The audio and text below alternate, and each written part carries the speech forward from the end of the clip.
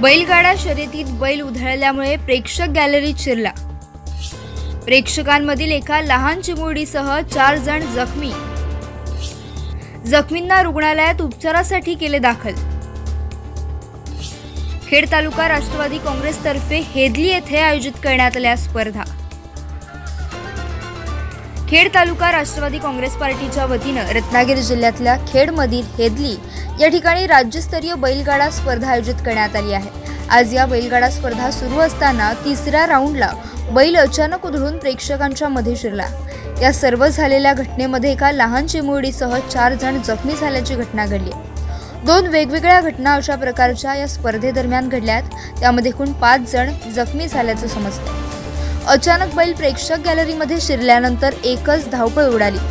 सर्व जखमींना मदत ग्रुपच्या सदस्यांनी तसेच खेड पोलिसांनी रुग्णालयात दाखल केलंय।